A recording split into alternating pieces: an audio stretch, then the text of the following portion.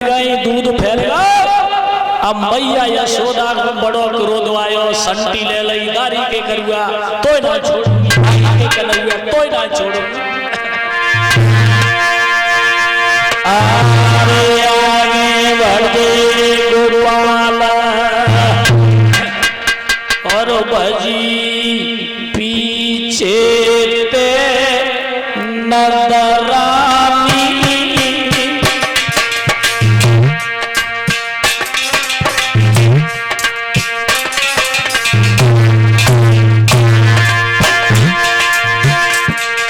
भगवान कन्हैया आगे बढ़े और संटी लेके मैया पीछे ना। अरे आगे भजे गोपाल भज पीछे ते नदरानी। बेटा जे आवराए आता जसोदा ए गई न कमानी।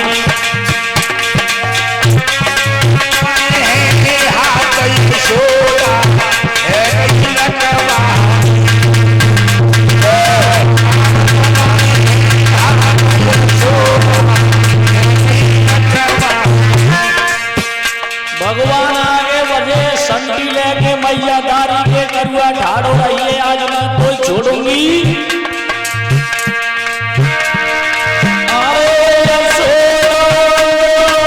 ए गई न कमानी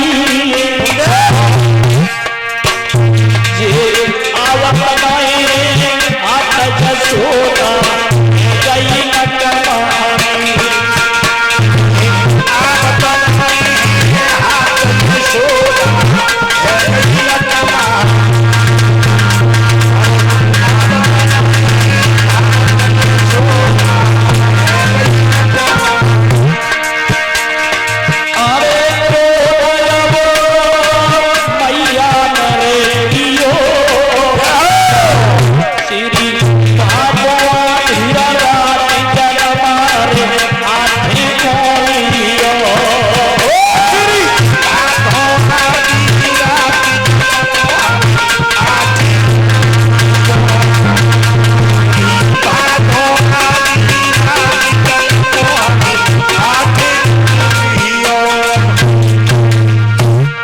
दारी के करुआ तो ना छोड़ूंगी। कन्हैया आगे भगे हैं और मैया यशोदा पीछे।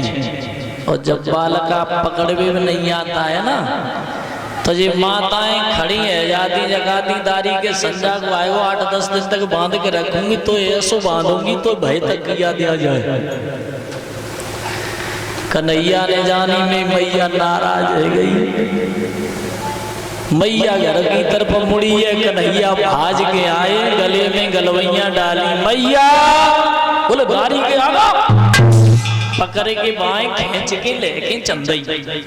बड़ी भीड़ जा रही है। मैया यशोदा आंगन में आई है और वह नेती नहीं होती दधमंथन करने वाली रस्सी और बाई पे बांधने लगी है। अंटा लगाएं गांठ लगाएं तो 2 अंगुर कम पच जाए। भगवान अपनी लीला दिखा रहे। फिर लपेटी लगाएं तो 2 अंगुर ही कम पड़े और रस्सिया जोड़ी लपेटा लगाएं तो 2 अंगुर कम पड़े। जसोदा वहां नत जाए और लाए के गोपी पकड़ावे।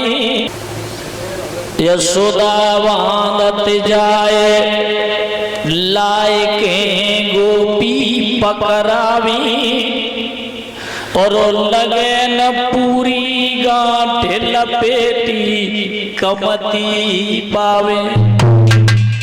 खोल दई बानन की डोरी और लगे न पूरी गांठ यशोदा ने बहुत तेरी जोरी। गोपिन तब ठट्टा दियो अजु भादो आधी रात जनमारे 8 को लियो। घर में कोई रसिया नहीं रही। गोपियां हंसने लगी। कन्हैया की मैया ने छोड़ दो दारी के वना तो बात होगी। भक्तों ध्यान रखना, कथा इसलिए बताई जाती है, भगवान को कभी कोई क्रोध से नहीं बांध सकता है, और मैया बांध रही क्रोधते, काय प्रभु क्रोध से बंधने वाले नहीं, भगवान तो प्रेम की डोरी में बंधने वाले हैं। मैया यशोदा ने छोड़ दियो, क्रोध भी त्याग दिया। सोई कन्हैया बोले मैया, हाँ बोले बंध जाए, बोले बंध जाता तो याद व्यवस्थित नहीं खोलूंगी।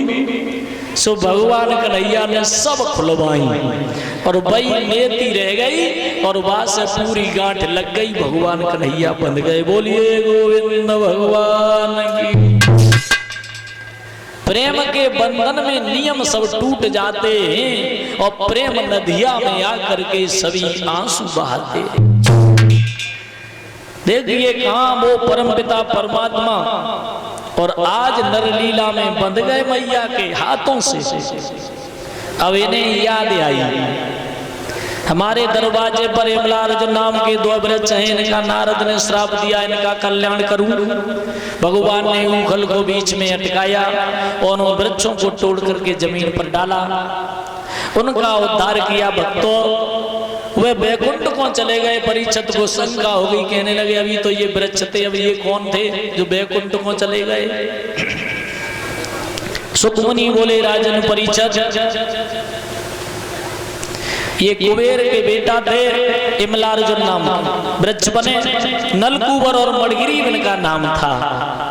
एक दिन ये तालाब में नग्न स्नान कर रहे थे पत्नियों सहित।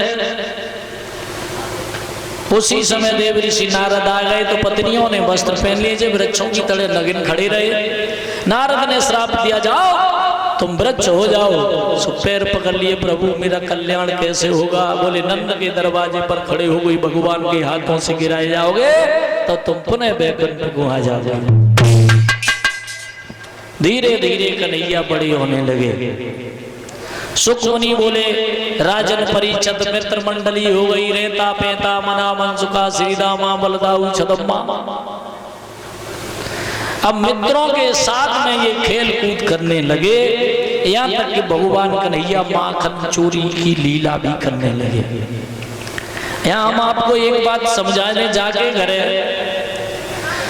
9 लख गई नंद भवा की 100 मन माखन होए, जाके घरे तो नो दूध दही मक्खन, और वो बालक चोरी करे, अच्छा नहीं है। भगवान ने चोरी क्यों की?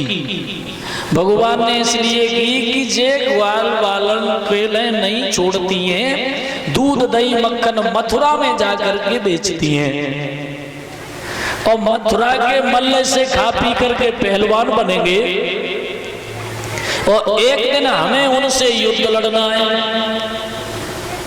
दूध दही मक्खन सब मथुरा चला जाएगा, ग्वाल बाल कमजोर हो जाएंगे, वो बलवान हो जाएंगे, इसलिए हम इसे बर्बाद करेंगे, फैलाएंगे, हम मथुरा तक नहीं जाने देंगे। बस इसीलिए भगवान का नहीं